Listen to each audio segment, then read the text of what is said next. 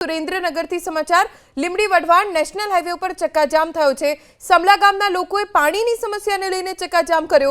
અનેક રજૂઆત છતાં સમસ્યાનું નિરાકરણ ન આવતા ગામના લોકો રોષે ભરાયા અને ચક્કાજામ કર્યો, જેના કારણે બંને તરફ ટ્રાફિક જામ થઈ ગયો છે અને વાહનોની લાંબી લાઈન જોવા મળી રહી છે। અન્ય વાહન ચાલકો પણ આ ટ્રાફિક જામમાં અટવાઈ ગયા છે।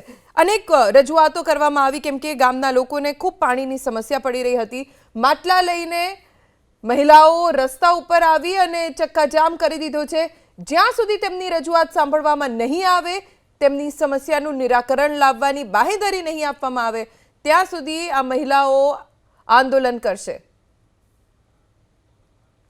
રસ્તા ઉપર જ માટલા ફોડીને મહિલાઓ રોષ પ્રગટ કરી રહી છે કેમ કે ઉનાળાની શરૂઆત થઈ ગઈ છે। આકરા તાપમાં પાણીની તંગી સર્જાઈ રહી છે, જેના કારણે મહિલાઓને સૌથી વધારે મુશ્કેલી પડતી હોય છે।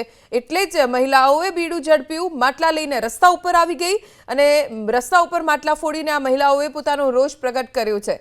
ઘણી રજૂઆતો મહિલાઓ તરફથી કરવામાં આવી, ગામના લોકો તરફથી કરવામાં આવી, પણ કોઈ સમસ્યાનું નિરાકરણ ન લાવી શક્યા।